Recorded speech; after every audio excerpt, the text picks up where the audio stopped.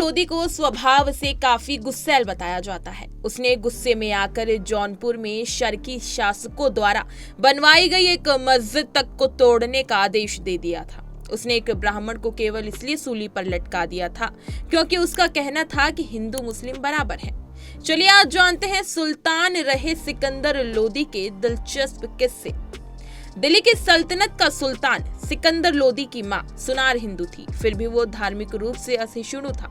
उसने एक ब्राह्मण को केवल इसलिए सूली पर लटका दिया था क्योंकि उसका कहना था कि हिंदू मुस्लिम बराबर हैं।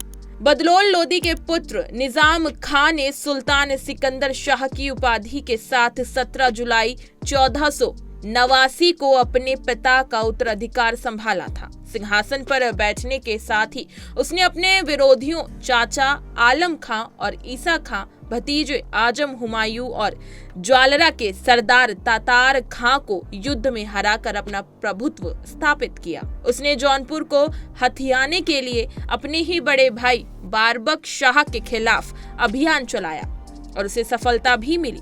साल 1494 ईस्वी में बनारस के पास एक युद्ध में उसने हुसैन शाह शर्की को हराकर बिहार को भी दिल्ली का हिस्सा बना लिया था। सिकंदर लोदी ने धौलपुर, उतागिरी, मंदरेल, नरवर और नागौर जैसे राजपूत राज्यों को भी जीत लिया, लेकिन ग्वालियर पर कब्जा नहीं कर सका। इतिहासकार बताते हैं कि सिकंदर लोदी शिक्षित विद्वान था और विद्वानों को संरक्षण भी देता था।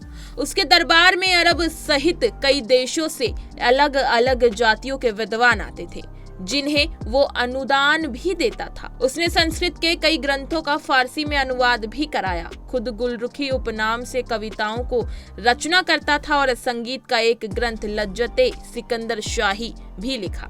बताया जाता है कि वो रात में विद्वानों के साथ चर्चा करता था। अमूमन 70 विद्वान उसके पलंग के नीचे बैठकर अलग अलग मुद्दों पर चर्चा करते थे। सिकंदर लोदी ने मस्जिदों को सरकारी संस्थाओं के रूप में शिक्षा का केंद्र बनाने का प्रयास भी किया था। उसके शासनकाल में बड़ी संख्या में हिंदू भी फारसी सीखकर सल्तनत के उच्च पदों तक पहुंचे।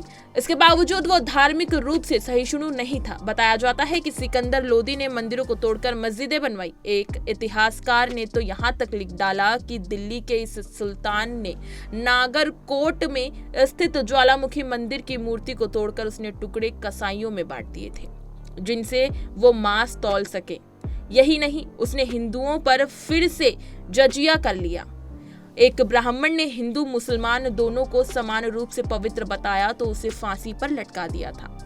सिकंदर लोदी स्वभाव से काफी गुस्सैल भी बताया जाता है। उसने गुस्से में आकर जौनपुर में शर्की शासकों द्वारा बनवाई गई एक मस्जिद तक को तोड़ने का आदेश दे दिया था। हालांकि उलमाओं के समझाने पर अपना ये आदेश उसने वापस ले लिया था, लेकिन इसके अलावा उसने मुसलमानों के ताजिया निकालने पर प्रतिबंध लगा दिया था। साथ ही मुसलमान महिलाओं के संतों और पीरों की मजार पर जाने पर रोक लगा दी। सिकंदर लोदी को सुधार के कार्यों के लिए जाना जाता है। उसने जमीन की पैमाइश के लिए एक प्रमाणिक पैमाना तलाया, जिसे गज सिकंदरी नाम से जाना जाता है। ये 30 इंच का होता है। सिकंदर लोदी ने अनाज से चुंगी और दूसरे अन्य व्यापारिक कर हटा दिए थे। इससे अनाज के साथ ही कपड़ा और दूसरी जरूरत की चीजें भी सस्ती हो गई थी। उसने अनाज से जकात भी हटा लिया था। किसी को जमीन में गड़ा खजाना मिलता तो उसमें हिस्सा नहीं लेता था। उसने गरीबों के लिए मुफ्त भोजन की व्यवस्था शुरू की। आंतरिक व्यापार कर को भी समाप्त कर दिया गया था। सिकंदर लोदी को आज इतिहासकार लोदी वंश का सबसे सफल सुल्तान मानते हैं। उसी ने सबसे पहले आगरा को अपनी राजधानी बनाया था।